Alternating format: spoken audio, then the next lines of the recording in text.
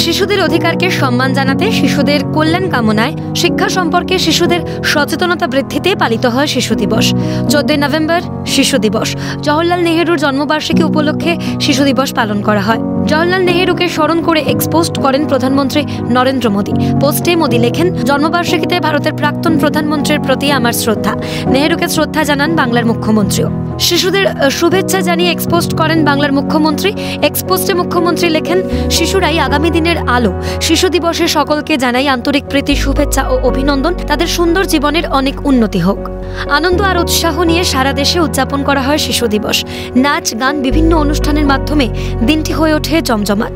ভারতের প্রথম প্রধানমন্ত্রী পণ্ডিত জওহরলাল নেহেরুর জন্মদিন উপলক্ষে এই শিশু দিবস পালন করা হয়।